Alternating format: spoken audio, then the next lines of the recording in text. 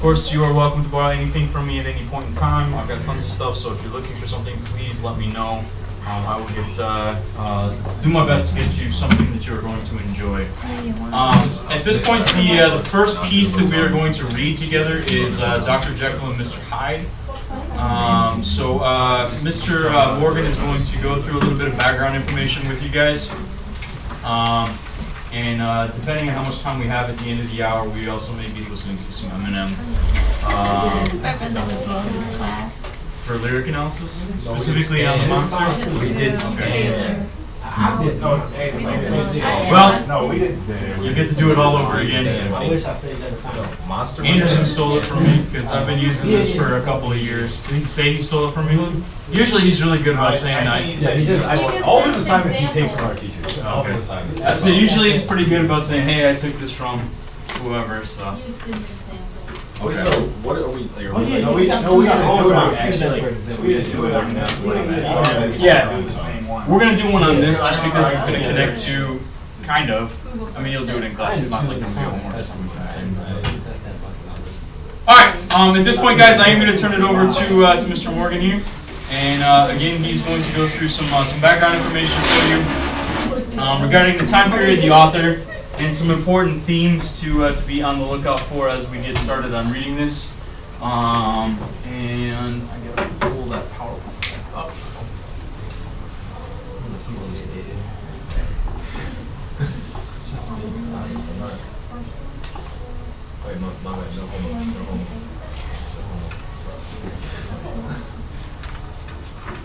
It will load.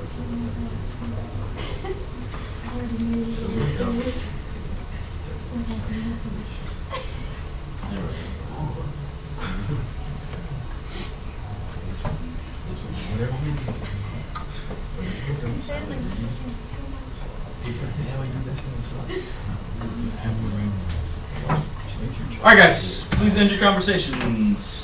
Cool, so Mr. Martin told me last week that you guys were about to start Dr. Jekyll and Mr. Hyde, and I got really excited about that, so I feel honored to introduce the book to you because it's a book that I really love, so I'm excited to get you guys excited about it. So kind of before we start, I wanted to let you guys know that most of what I'm going to be talking about is sort of like the historical context of the book and the culture surrounding the book in which it was written. Because I want you guys to understand that nothing's written inside of a vacuum, right? Like, so everything that's written is written because it's in response to the culture in which it was written in. So can any of you guys think about a book or even a movie or a story that's written in our generation that's sort of a response to the culture that we have? She has one. No, she has one. You have one? Yeah, do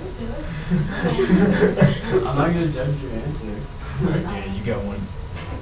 You read all the time. Don't be shy. Book, a movie, anything that you feel like He reflects just said he's not gonna judge you. who we are. Just say something, hey. Wait, what are we doing? So a movie or a book that you guys feel like reflects the culture in which we live in. Iverson. The movie about Allen Iverson. Okay. What? Interesting. You said Allen Iverson is trash? I think because it represents like the racial tensions throughout like basketball and throughout like the culture and how, you know? No, actually, yeah, that's great. I haven't seen Iverson, but it sounds like what you're talking about is exactly what I'm talking about. Something that responds to the culture in which it's written. So before we start, Dr. Jekyll and Mr. Hyde kind of is a response to the Victorian era, and so we'll get into that. So success criteria for today, I just want you guys to be able to understand a little bit about the Victorian era, a knowledge of Stevenson, Robert Louis Stevenson, who wrote the book, and why the book was written. Okay, so I have a little something I want you guys to do. Can all of you pull out a piece of paper? If you need paper, there's some on top of the file cabinet. That's not blank paper though. What are you doing? Try and somebody else. It's a turning box. Oh, thanks, I don't need it anymore. Waiting on it. Actually, Dave, you didn't need to get up. Yeah, Taylor has 5. okay, put your name on them as well. I'm going to collect them at the end of the hour. I'm just gonna collect these. And I want you guys to write down what you think about when, you can pick any of these words, or you can do all three, it's up to you. But what you think about when I say the word Gothic, Victorian era, and Industrial Revolution. Because I'm assuming these are all words that you've heard before. So I just want you guys to target sort of what pictures come into your head, or what you know about it. I'm not looking for anything deep, just kind of what you guys know about these words. Wait, so I can just choose one? Yeah, if you want to. And I'll give you guys a couple minutes to just write down your thoughts.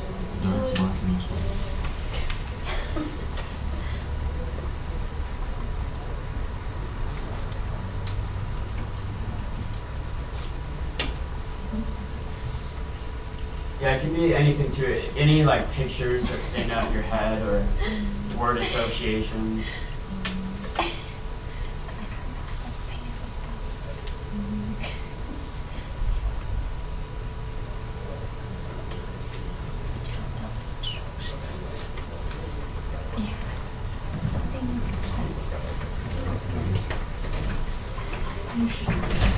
Should have just stayed. There you go, Day Day. Oh, no, you can have that.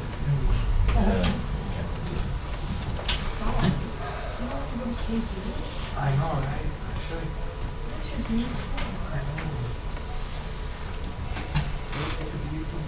What are we doing this Right now I'm having you guys on a piece of paper just write down what you think about when I say the word Gothic, Victorian era, or Industrial Revolution. I like about these things. Hey, Clint, you said you wanted a lot of papers. That's what you said. She was thinking, or pick it up. What? Finesse is on the verb. Oh, okay. Who's folder stuff? Alright, is everyone almost ready? I know what you guys Thumbs up, ready? Need more time, thumbs to the side, not ready at all. Not ready at all. Attribute, that's something. Wait, so which word It's a have you noun. done? All of them? No, you can just pick one. Oh. Oh, just pick one. Because you guys came in late, I don't necessarily need you guys to do it, but if you want to add to the discussion, we can talk about it. Alright. Okay. So, does anyone want to share what they thought about? Did it. Do you want to share? Obviously, he does. Okay. Jake, you did say you wanted to partake in, you weren't here. Still thinking about that. Yeah, go for it. When I think about the Industrial Revolution, I think of like factories, machining, like dirty kind of cities from the factories and stuff. Yeah, sort of like cogs and Yeah. wheels and all that. Yeah, absolutely. That's good. Yeah. When I heard the word Gothic, I think like black and darkness and stuff like that. Yeah, for sure. Exactly that. Yeah, were you guys, I don't know, I'm a little bit older, but not that older. Were you guys around when like goth was sort of like a clothing style? Yeah. And like somebody was like goth? There's still a couple.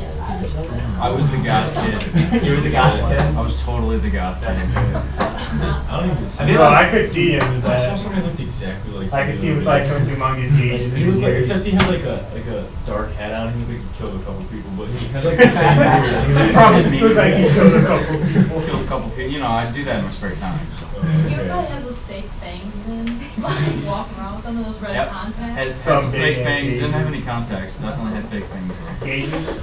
Gauges? Those are great word His ears are- associations though. They might have been pierced. Did anyone do the Victorian era? No. Talk about that? No? I didn't No know, I pictures just in your thought head? of, maybe think of like kings and queens and like. Okay, like- yeah, I mean, that's not wrong, so. Sure. Okay, do you want to go to the next slide? Cool, so like I said, Dr. Jekyll and Mr. Hyde is written in the Victorian era. So in order to understand this book, before you guys get into it, I need you to understand what the Victorian era actually is. So basically it was the age of Queen Victoria, who lived from 1837 to 1901. And this was marked as a period of exponential growth in England.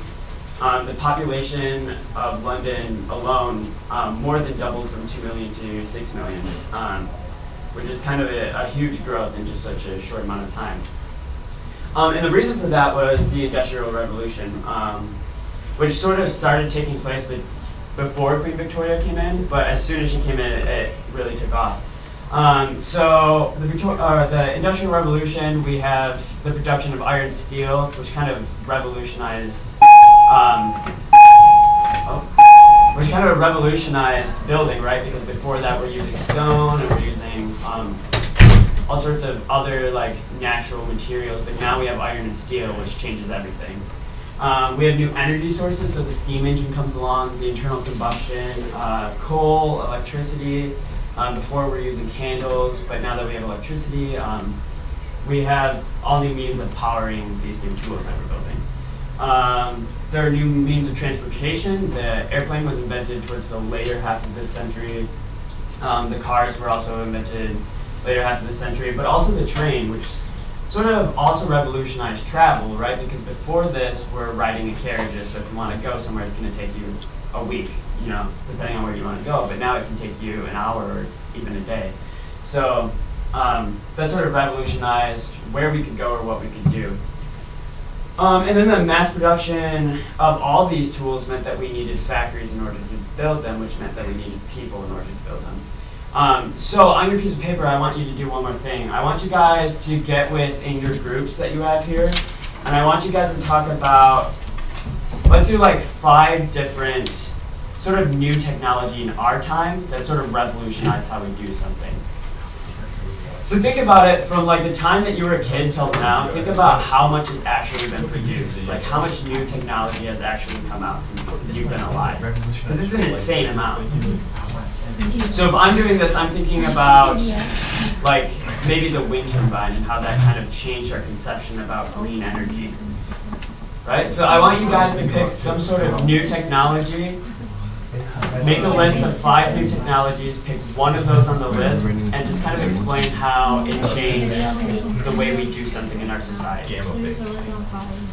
Gamma pics is it's just an app on your phone that can like detect radiation. Systems does like Why do you have this game? Why do you have this? No, again, this is what Uncle worked for the Pentagon, so she is.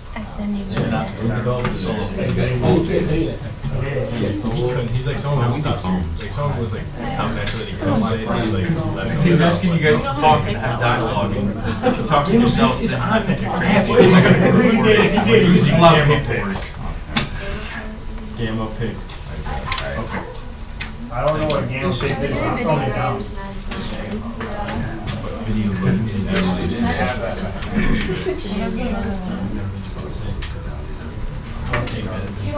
Go wheel. Medicine wasn't just for your lifetime. videos and music things. They never cured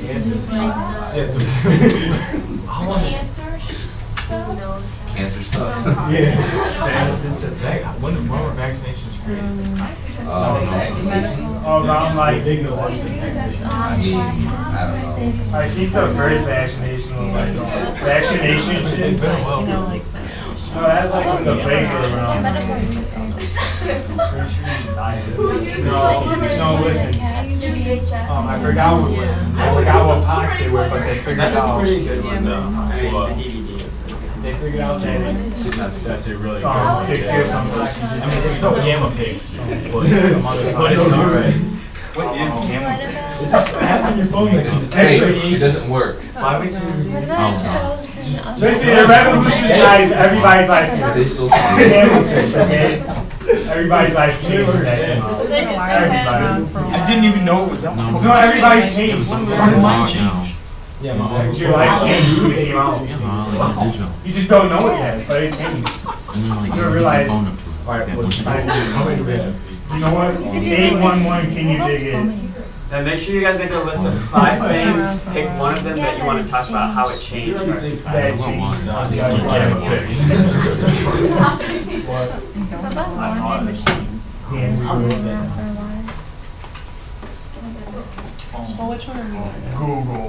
We still need another one. Google. They really stepped up their game. So, when you search engines. I didn't. No, specifically Google. Outturn. You can Google the Pacific Ocean on Google. Specifically Google. Okay, just Google. Do you honestly use like me? No, I'm just saying.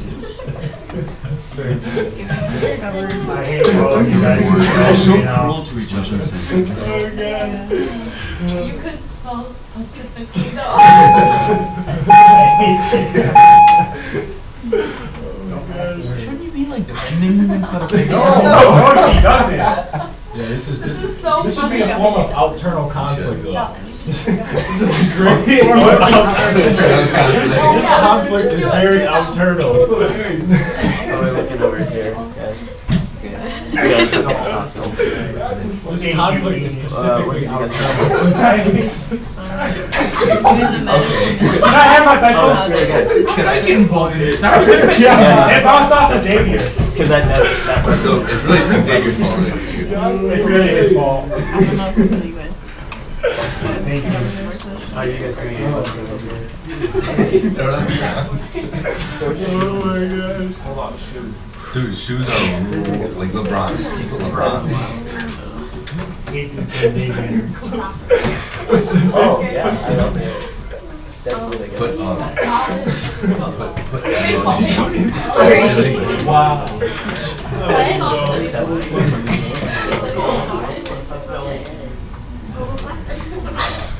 We got gamma pigs, vaccinations, DVDs, smartphones, search engines. Okay, how are we guys looking? Need more time? We got one. You guys are good? We got. Are you We're not using gamma pigs. We have 5 of them. We need 5, right? Okay, yeah, so pick one and talk about how it changed like, as a group. Social media. I picked search engines. We already did social media. Can't do You're, that you're one. supposed to be doing it as a group. Okay, we No, we had it was our first thing. Guys, Guys, we're picking search engines. You guys should really do Makes it gamma much pigs. easier to get information. You guys should really do gamma pigs. No. No, we're doing search engines. Search. Gamma pigs. Do where you just search and you can find anything I know, he inside said a video, pigs. like on YouTube. Like you can search anything inside of a video. I know.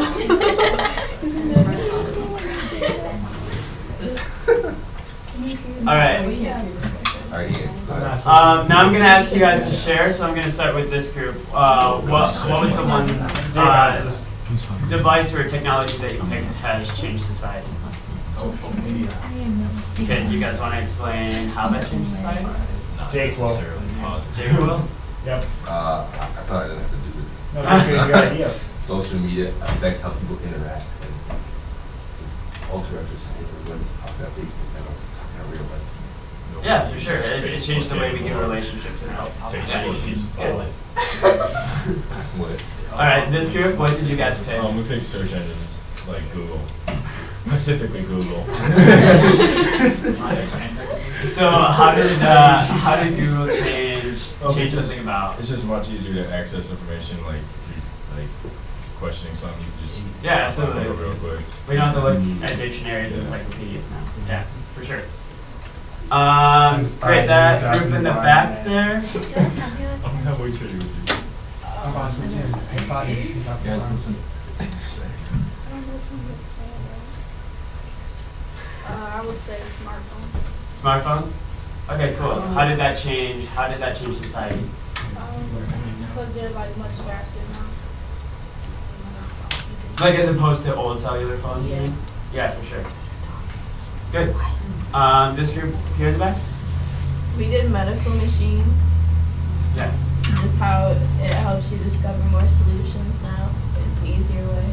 Yeah, absolutely. I mean, like at this time, if you got sick, you were a kid, like the likelihood of you surviving was very low. Now we live on this age of penicillin, so it's like. Wait, did you say It's an penicillin? antibiotic, not a vaccine. It Yeah. doesn't matter. Like, I said modern medicine, so.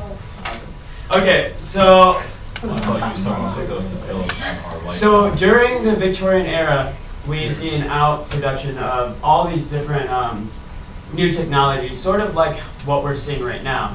But with new technologies, we need factories and we needed people to build them. So that's kind of why you see the population growth, is because now we have farmers who are coming to the cities to build these new technologies and fill these factory jobs. Yes. Isn't 2 doubled 4 instead of 6? This is more than double. More Are than you double. kidding me? Alright, I was just making sure. No, it's good. It's good. I just tried to double. Duh. Right. So, You're on a roll. so farmers are coming to cities, and cities are sort of growing in population and size. And now we see the division of labor. So before you had the rich class, and now you have a working class. Now you have a division between the rich and the poor. If you study anything about the Victorian era, they'll call this the haves and the have-nots, which before everybody was kind of on this same field, but now there's not. And now you see the rich kind of just excluding the poor, not really acknowledging their existence. Okay. Thank you. So another important thing to talk about is the Victorian era qualities. So these are kind of the things that they held in high regard. So earnestness, can anyone tell me what that word means? Anyone? Specifically Google. Go. That's okay if you don't. Earnestness is just kind of like honesty. So one of the things the Victorian era really held as a strong value is just like presenting the truth well. Domestic propriety, which just means like inside the home, that's sort of domestic, all these domestic chores like cooking and cleaning. And the propriety is what's proper. So they were really concerned with the family structure in the home and presenting oneself and their family as what's proper or deemed socially acceptable. Moral responsibility, they were really concerned with their morality, again presenting themselves well. And strict rules of etiquette, so going to dinner parties, you wore a certain kind of clothing. When you ate, you ate a certain way. When you spoke a certain way. And they all had to present themselves a certain way as to gain social status. This was also an age of transition. Before we had the church just kind of held what was true and everybody accepted what the church said. But now the church is starting to split and we have new ideals of what is true and what's not true, and there's a flux of new scientific thought. So Darwin publishes his Origin of the Species, and we have sort of new ideals about where we came from, and new philosophies about how society should actually be run. Benthamism is sort of like a utilitarian thought, which means what is the best choice for the best amount of people. We see thoughts about hedonism, which is sort of like whatever is in my own self-interest is what's right. What's good. Do you want to? Awesome. So another really important thing that happened was the production of paper became a lot cheaper, so publishers could publish books a lot more cheaply, which meant that literacy increased. So now we have not just the rich reading, now we have the poor reading as well, and every class is starting to become literate, which is a huge deal. And because of that, people began writing more. So I put up pictures of some Victorian authors. Down here we have the Bronte sisters. Has anybody heard of them? No. Charlotte Bronte, Emily Bronte. Wuthering Heights. No. Jane Eyre. That's fine. It's fine that you haven't heard of them. So those are very important Victorian writers. That's Charles Dickens. I'm sure you guys have heard of Charles Dickens, yeah? Yes. Yes. All right. Great Expectations. Does anyone know another book that he wrote that's really famous? That you might see a Mickey Mouse adaptation of coming up here. No. No clue. I'm not Muppets. watching Mickey Mouse like that. The Christmas Carol. He wrote The Christmas Oh, Carol. yeah. It's a good Mickey Mouse. Um, And then down there, Brand. Mouse adaptation of A Christmas It's true. And the Muppets. And We then had both of them in here, my house. He's very Pacific. this is Bram Stoker. Can anyone name the book he wrote? It's very famous. Bram Stoker. No clue. Baseball. You can kind of guess Don't based off pretend that you're picture. thinking about it. Baseball. Right here. Is that like a murder? Dude falling off the ledge. I'm not. He wrote Dracula. Oh. So, I'm not Trevor.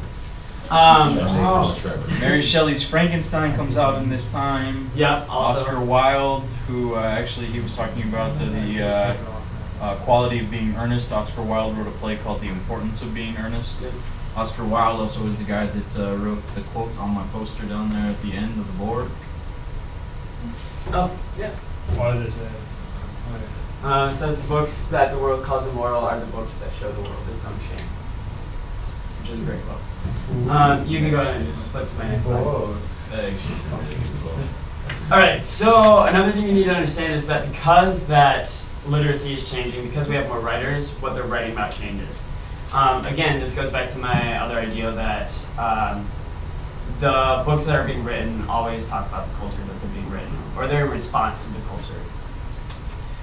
So again, they're writing to every class.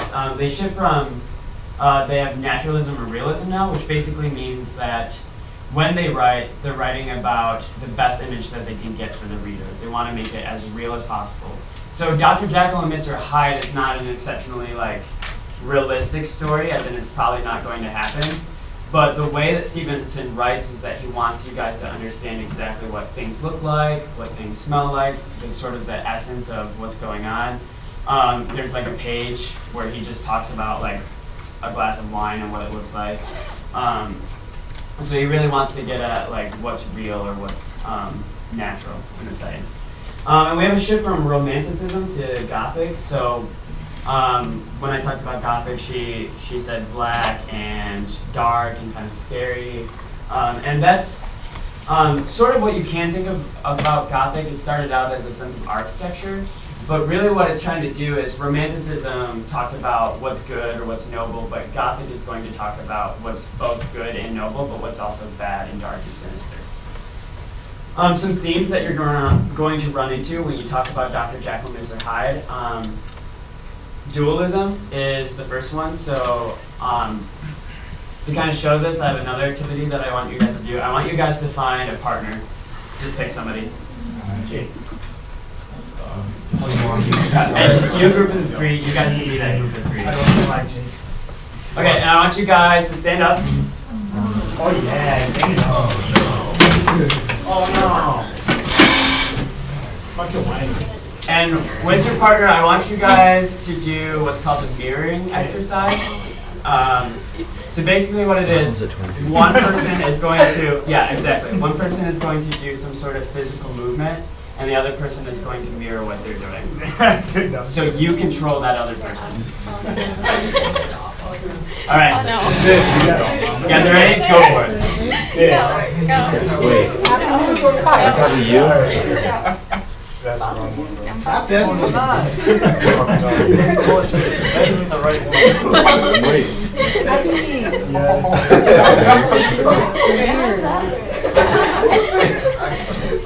You're being weird.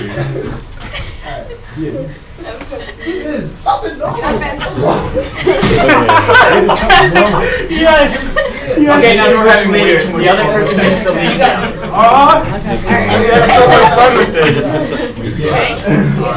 We should sit down and just I'm not one of those Don't go too fast. Just touch each other. You guys gotta switch, eh? Stop. Oh yeah, switch. Yeah.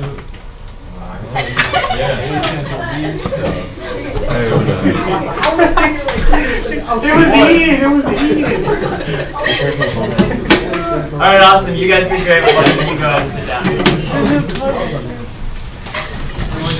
So dualism is sort of like the internal struggle of a person. So when we get to Dr. Jekyll and Mr. Hyde, it's going to deal a lot with this, which is kind of what you guys did is sort of your inner self controlling you and controlling your own thoughts and your own actions. And Stevenson is kind of really touching on this idea of what's inside a person, which goes into the next theme, which is religious principles and morality. And Jekyll kind of struggles with his own sense of what's right, what's wrong, what's good, and what he should be doing versus what he wants to do. A double life, hiding secret life in a strict society. So like I said, the Victorian era, they were really concerned with proper etiquette, yeah? So a problem with that is that a lot of the families would have all these hidden secrets, and a lot of people would have all these hidden secrets. You had illicit affairs and families, or alcoholism and sort of violence within the home that nobody was talking about because they needed to present themselves like they were proper and they were a part of society.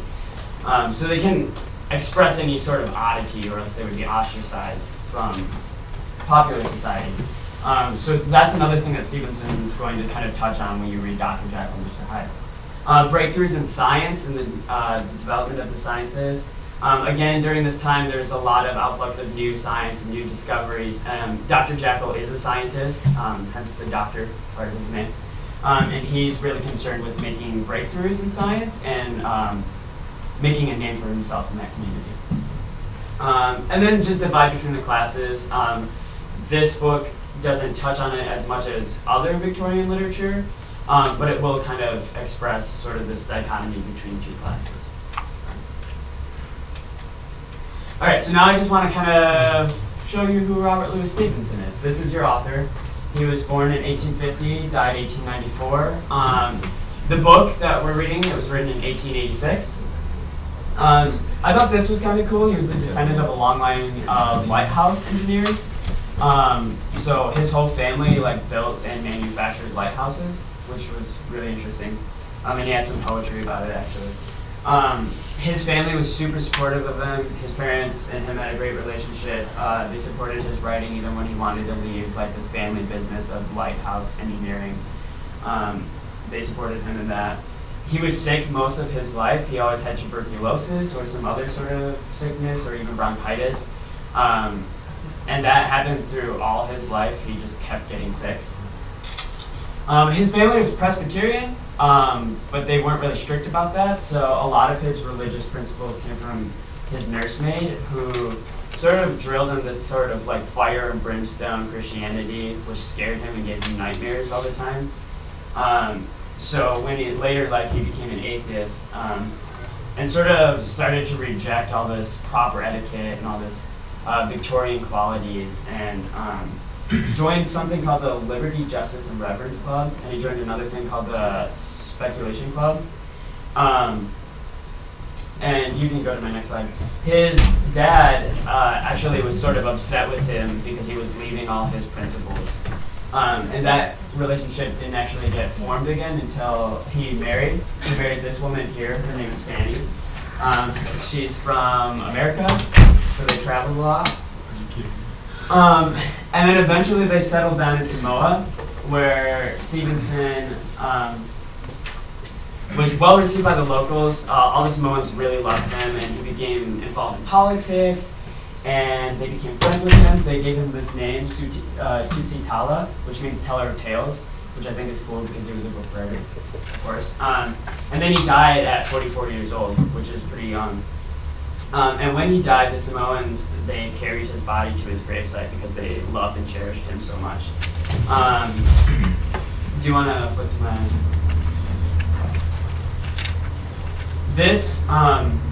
This sort of requiem is written on his grave. Under the wide and starry sky, dig the grave and let me lie. Glad did I live and gladly die, and I laid me down with a will. This be the verse you engraved for me. Here he lies where he longed to be. Home is the sailor, home from sea, and the hunter home from the hill. He has this written on his grave, and to this day the Samoans sing this as a song of grief because they loved and cherished him so much. You can go to my next slide. So I want to give you a little bit of information about the book. Again, written in 1886 at the tail end of the Victorian era. The book came to him, the idea came to him in a dream, which is funny because that happens to a lot of authors, is their books always just sort of pop to them in dreams. He was inspired by a doctor friend of him who committed several murders that he didn't know about until later in life. His friend was just convicted of all these murders, and so that kind of inspired him to write this book. After his wife read the manuscript that he had written, he burned it. Supposedly he burned it in a fire and just started from scratch after she made her comments about the manuscript. She was horrified by it, actually. Yeah. She was terrified by the things that he had written. So he just burned it and started over. He was ill during most of the writing process. It's actually rumored that he was on drugs while he wrote it. It's rumored that he might have done cocaine. Which will make sense when we read it. It definitely will make sense when you read it. But the book was well received after it was published. People loved it. Again, literacy was, most classes were becoming literate now, so the book had a larger following. A larger group of people could connect with the story. You can go to the next slide. Also, okay, so I just want to give you a basic plot of characters now. The book is divided into 3 separate books. And we begin with a character named Mr. Utterson, who sort of just narrates the first book. And Utterson is in control of Dr. Jekyll's will. And in Dr. Jekyll's will, he lists Mr. Hyde as his benefactor, which starts to concern Mr. Utterson because Mr. Hyde is sort of not well received in society. Again, he doesn't adhere to the social standards that society sets, so people deem him odd, and they don't want anything to do with him. So Utterson starts to get worried that Dr. Jekyll is associated with Mr. Hyde. Dr. Jekyll, like I said, is a scientist. He's driven to prove himself in the scientific community. So that kind of sparks the whole book, is that he really wants to get his claim in there. And then the last 2 books are written by Jekyll himself, explaining the whole story, and then his friend Lanyon. So it's sort of a mystery novel, because you're not supposed to know what's going on between all the characters until the very end of the book. Awesome. That is my lecture. Do you guys have any questions for me? No, we're good. Cool. You can go ahead and do your favorite No, you need to say, we're good. Okay, cool. Any questions? So, real quick here, guys, just to kind of give you a heads up of something that we are going to be working on. So, he was talking to you about some of the different internal conflicts, the different struggles that Jekyll's going to face, the things that he's tempted by, his associations with Mr. Hyde, so on and so forth.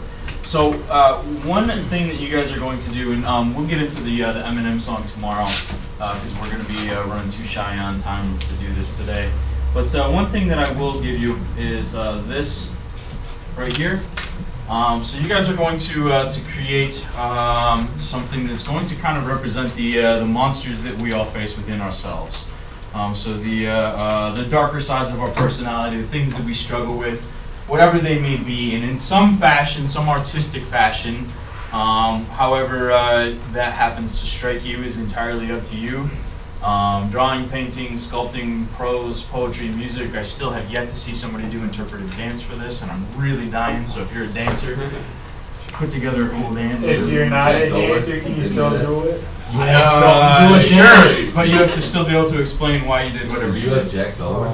No, I did not. That's why you probably didn't. He would have done the dance. I suggest interpretive dance every year, and nobody ever takes me up on it. So, basically, what you guys are going to do is you guys are going to kind of do some self-reflection here. You're going to kind of look at your own lives and look at